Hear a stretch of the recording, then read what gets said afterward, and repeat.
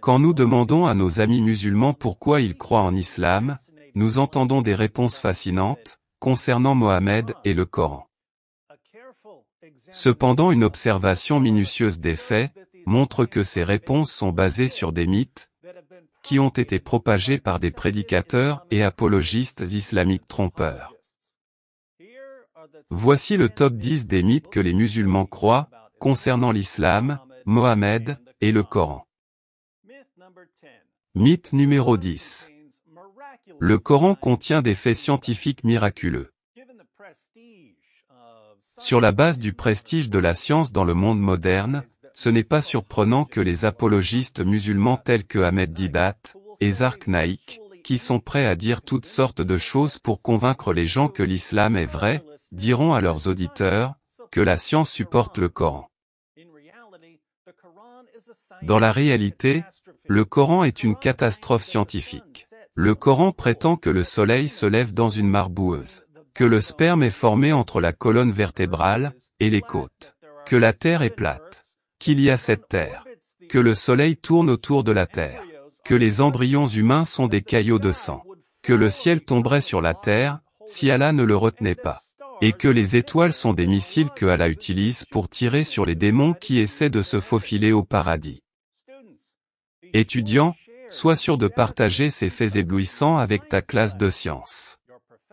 Tes professeurs seront étonnés. Mythe numéro 9. Le Coran est un miracle littéraire. Le Coran à plusieurs reprises prétend posséder une éloquence surnaturelle qui ne peut être imitée par les êtres humains. Les prédicateurs et apologistes musulmans prenant les affirmations du Coran au sérieux, insistent que seul Dieu aurait pu écrire quelque chose d'aussi beau et parfait que le Coran. Dans la réalité, le Coran est d'une écriture pauvre, tronquée, désorganisée. Un gâchis incohérent. Comme l'érudit iranien Nali Dashil l'a écrit dans son livre intitulé 23 ans, le Coran contient des phrases qui sont incomplètes et non pleinement compréhensibles, sans l'aide des commentaires. Des mots étrangers, des mots arabes non familiers, et des mots utilisés avec d'autres, autres que leur sens normal. Adjectifs et verbes infléchis, sans aucune observation de la concordance des genres et des nombres. Des pronoms appliqués illogiquement et hors grammaire qui souvent n'ont aucun sens. Des prétérites qui dans les passages rythmés sont souvent hors sujet. Ces derniers et autres aberrations dans le langage ont donné des scoops aux critiques qui renient l'éloquence du Coran. Le seul soi-disant miracle ici est que personne ne voit le Coran comme étant un miracle littéraire. Mythe numéro 8. Mohammed était sans péché. Les musulmans sont enseignés que Mohammed était le plus grand homme qui ait jamais vécu. Tragiquement, leur désir de combler leur prophète de louanges a conduit à des montagnes d'exagération sans précédent. Étant dans la fascination, beaucoup de musulmans affirment que Mohammed était complètement sans péché. Mais dans la réalité, Mohammed commettait des péchés, comme s'il faisait du sport. Même si nous voulons ignorer les choses qu'il a commis, ce que nous considérons comme étant mal, comme avoir des relations sexuelles avec une fillette de 9 ans, rompre le vœu fait à sa femme, torturer une personne pour de l'argent, et ainsi de suite, même si nous ignorons toutes ces choses, les sources les plus fiables de l'islam admettent que Mohammed commettait des péchés. Dans le Coran, Allah ordonne à Mohammed de demander pardon pour ses péchés. Et lui dit qu'il lui pardonnerait pour ses péchés du passé et du futur. Dans Sahih Bukhari 6307, Mohammed déclare : Par Allah, il m'arrive de demander le pardon d'Allah, et je me repens vers lui, plus de 70 fois par jour. Mohammed avait besoin de se repentir, plus de 70 fois par jour. C'est comme chaque 20 minutes. Même sans dormir. Si Mohammed dormait 8 heures par jour, mais doit quand même se repentir 70 fois par jour, il aura donc à se repentir toutes les 12 ou 15 minutes. Qu'est-ce qu'il faisait?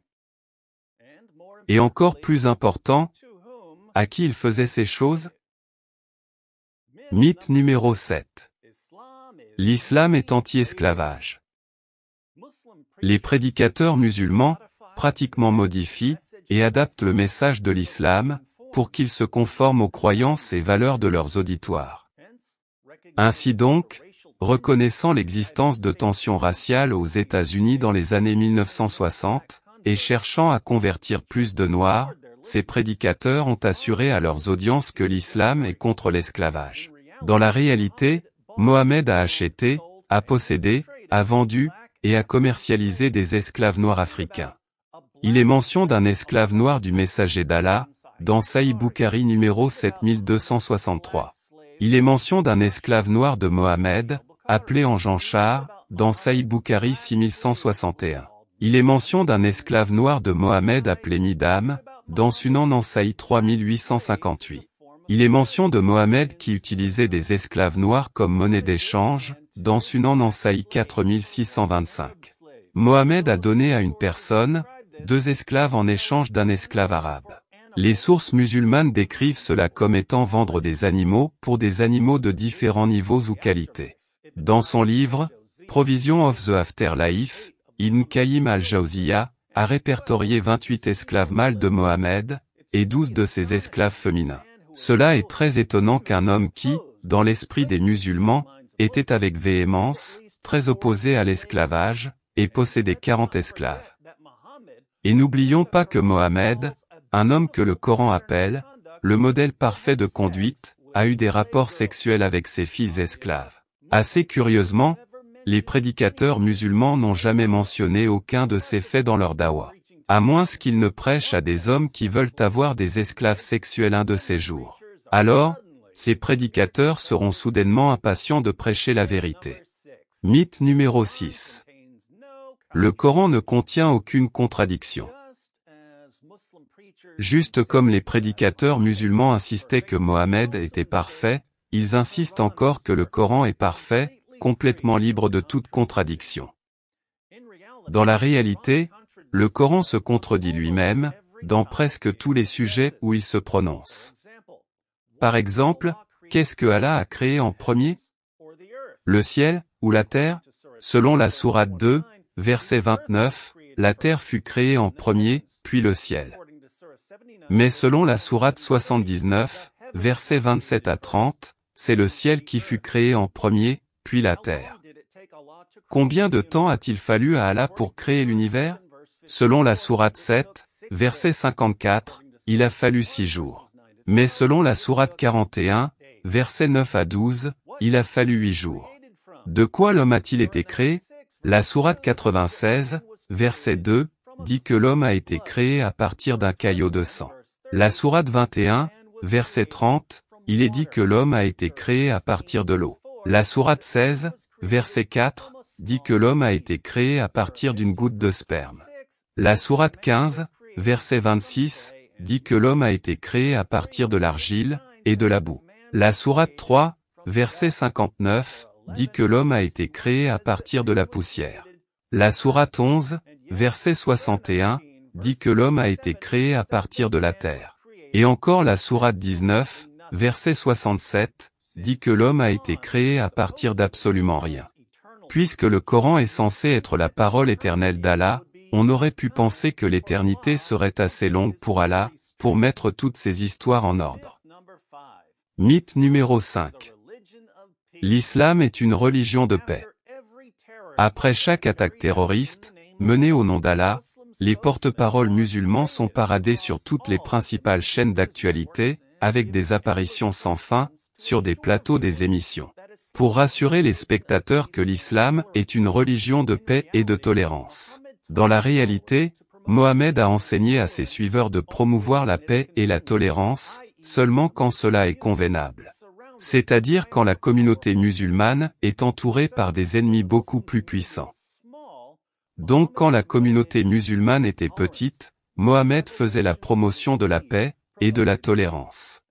Et les révélations qu'il recevait faisaient la promotion de la paix et de la tolérance. Mais dès que l'islam est devenu la force la plus puissante en Arabie, le message a soudainement changé pour être « Combattez ceux qui ne croient, ni en Allah ». Dans Sahih Muslim, Mohammed proclame J'ai reçu l'ordre de combattre les idolâtres sans relâche, jusqu'à ce qu'ils professent qu'il n'y a d'autre divinité qu'Allah, et que Mohammed est l'envoyé d'Allah. Qu'ils accomplissent la prière, et qu'ils paient l'aumône légale, zakat. Les chrétiens et les juifs ont reçu 3 options. Se convertir à l'islam. Payer la jizya qui est le tribut, l'argent qui établit ton statut d'infériorité. Ou bien, être exécuté. Les polythéistes n'étaient pas trop chanceux. Ils avaient seulement 2 options. Se convertir, ou mourir. Toute personne qui quitte l'islam devrait aussi être exécutée. Comme Mohammed le déclare, dans Sunan Nasaï 4067. Quiconque quitte la religion, tuez-le. L'islam commande à ses adhérents de soumettre violemment le monde entier. Si tu appelles cela une religion de paix, je ne pourrais que conclure que le monde dans lequel tu es est un monde opposé. Mythe numéro 4. L'islam est du pur monothéisme. L'un des plus grands arguments de vente de l'islam, c'est que c'est une religion de strict monothéisme. Complètement intouchable par les influences païennes. Dans la réalité, l'islam est saturé d'enseignements et pratiques païens. Tu ne peux devenir musulman qu'en récitant la shahada, dans laquelle tu confesses ton allégeance pas seulement à Allah, mais aussi à un homme, Mohammed. Alors que le mot islam signifie soumission, le Coran affirme qu'une personne ne peut se soumettre à Allah qu'en se soumettant complètement à Mohammed.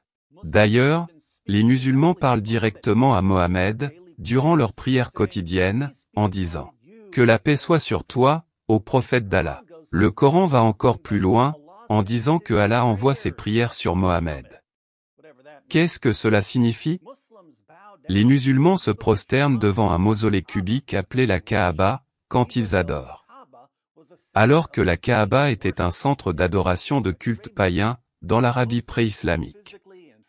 Les musulmans qui sont capables physiquement et financièrement, sont appelés à visiter la Kaaba, au moins une fois dans leur vie. Comme faisant partie de leur pèlerinage, ils marchent autour de la Kaaba, 7 fois. Ce qui était une pratique païenne pré-islamique, qui avait pour but d'honorer les 7 divinités planétaires, que les païens croyaient qu'il orbite autour de la Terre. Les musulmans également se démènent pour embrasser la pierre noire. Une pierre païenne qui selon Mohammed est actuellement une entité consciente, qui va intercéder en faveur des musulmans au jour du jugement. Allah n'est donc pas le seul être éternel dans l'islam. La parole d'Allah que nous savons par le Coran, est aussi éternelle. Un peu comme la pierre noire, le Coran est aussi une entité, un agent conscient, qui un jour va apparaître sous la forme d'un homme pâle, et va intercéder en faveur des musulmans, au jour du jugement. En addition du Coran éternel, l'esprit d'Allah est éternel. Cet esprit est aussi une entité, un autre agent conscient, qui va apparaître sous la forme d'un homme. Donc nous avons l'éternel Allah. Sa parole, entité consciente qu'il parle éternellement. Et son esprit, entité consciente, qu'il souffle éternellement. Si je ne connaissais pas mieux, je dirais que cela est une mauvaise copie de la doctrine de la Trinité. Mais l'islam rejette la doctrine de la Trinité. Ce qui veut dire que l'islam a 3 entités conscientes éternelles, et donc par conséquent polythéiste. Quand on combine cela, à la flagrante adoration islamique d'un homme, et le baiser de la pierre noire, nous pouvons voir qu'il n'y a aucun prophète dans l'histoire qui a autant réussi à propager le paganisme que Mohammed. Mythe numéro 3. L'islam fait la promotion des droits de la femme. Comme nous l'avons déjà vu, les prédicateurs musulmans modifient et adaptent le message de l'islam, pour se conformer aux croyances et valeurs de leurs auditeurs.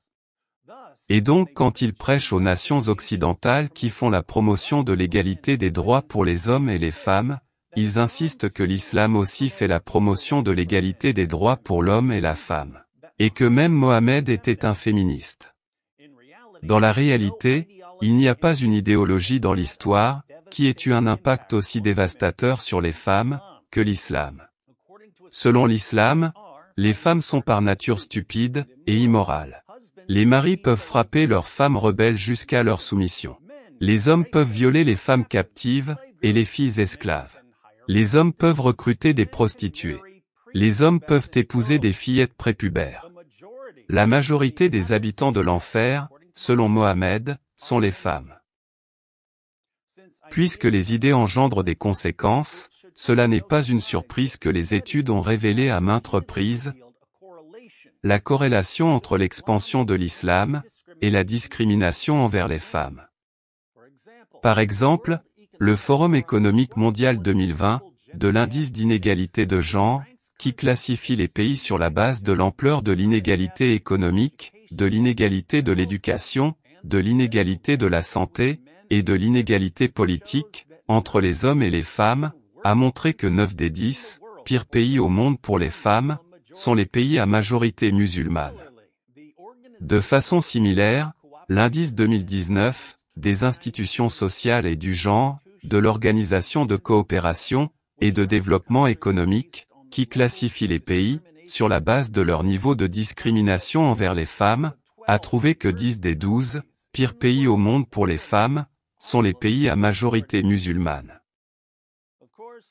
Bien sûr, il reste un monde où l'expansion de l'islam a amélioré le statut de la femme. C'est le monde imaginaire.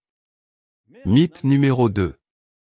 L'islam se répand rapidement à cause des conversions.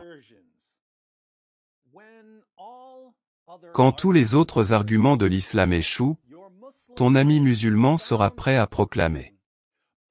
Mais l'islam est la religion qui s'accroît le plus au monde. Pourquoi tant de personnes se convertissent à l'islam, s'il n'est pas vrai? Votre argument de la croissance rapide comporte 2 gaffes majeures. Premièrement, il assume qu'une idéologie doit être vraie, si beaucoup de gens l'adoptent. Ce qui est manifestement absurde. Deuxièmement, il assume que la rapide croissance de l'islam est due aux conversions. Dans la réalité, la croissance rapide de l'islam est en tout premier lieu, le résultat du taux élevé de natalité chez les musulmans. Même l'étude de Pew Research que les musulmans citent, pour montrer que l'islam est la religion avec la plus forte croissance au monde, a énuméré les premières causes de cette croissance. Les musulmans font beaucoup plus d'enfants que les membres des autres groupes religieux. Pourquoi les musulmans font beaucoup plus d'enfants que les membres des autres groupes religieux? Eh bien, comme nous l'avons vu dans notre réponse au mythe numéro 3, Mohammed a une vue extraordinairement basse sur les femmes. À cause de l'influence de Mohammed, dans plusieurs endroits du monde musulman, il n'y a pas beaucoup d'options de carrière pour les femmes, et éduquer une fille est mal vu. Donc les filles sont mariées à un jeune âge. Non pas que c'est leur choix, mais parce que c'est juste ainsi. Et leur mari commence à les enceinter.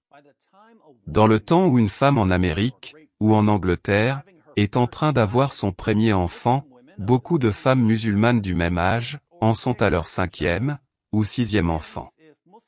Ainsi donc, si les prédicateurs musulmans devraient tenir correctement leur argument de la croissance rapide, on aurait quelque chose comme ceci. L'islam se répand rapidement, parce qu'il transforme beaucoup de filles en des machines à faire des bébés, qui n'ont rien à faire dans la vie, que de répandre l'islam par leurs entrailles. C'est pourquoi, l'islam doit être vrai. Peut-être que nous ne devons pas appeler cela, l'argument de la croissance rapide. En lieu et place, on devrait dire l'argument de la procréation rapide. Mythe numéro 1. Le Coran a été parfaitement conservé. Virtuellement, tout musulman à qui vous avez jamais eu à parler, vous dira que le Coran a été parfaitement conservé, à la virgule près, depuis l'époque où il a été révélé à Mohammed.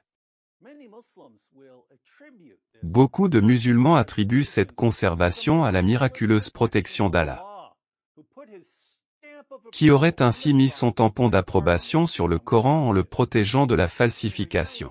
Dans la réalité, le Coran a été changé de nombreuses fois, même durant la vie des compagnons de Mohammed. Selon le compagnon de Mohammed, Abu Moussa, des chapitres entiers du Coran ont été perdus, parce que les musulmans ne les récitaient pas suffisamment. Le compagnon de Mohammed, Ubay ibn Ka'b a dit que plus de 200 versets sont manquants de la sourate 33. Certains versets du Coran ont même disparu, à cause d'un animal de la ferme. Sunan ibn Majah 1944. Il a été rapporté qu'Aïcha a dit, les versets sur la lapidation et l'allaitement des adultes 10 fois ont été révélés, et les feuillets étaient avec moi sous mon oreiller. Quand le messager d'Allah est mort, nous étions préoccupés par son enterrement, et un mouton est venu et les a mangés. Comme règlement, si ton Dieu ne peut pas protéger ton livre d'un mouton, tu ne devrais probablement pas te vanter à propos d'une conservation miraculeuse. Mais le problème ne s'est pas arrêté là. Les top recitateurs de Mohammed ne pouvaient même pas tomber d'accord sur quel chapitre devrait figurer dans le Coran. Le calife Othman a eu à brûler d'innombrables manuscrits du Coran, en vue de cacher toutes les différences. Et même jusqu'à aujourd'hui, les musulmans dans différentes parties du monde utilisent différents Corans, non pas différentes translations, mais des différentes versions arabes du Coran. S'il y a un miracle ici, c'est que le Coran a tous les attributs d'un livre qui a été changé à répétition. Et pourtant il n'a jamais été changé. Donc ce sont le top 10 des mythes auxquels les musulmans croient à propos de l'islam. Ces mythes ont été propagés pendant longtemps par des prédicateurs et apologistes trompeurs. Malheureusement pour eux, avec la venue d'Internet, il n'y a jamais eu autant un si beau moment pour briser ces mythes. Et les briser, nous le ferons.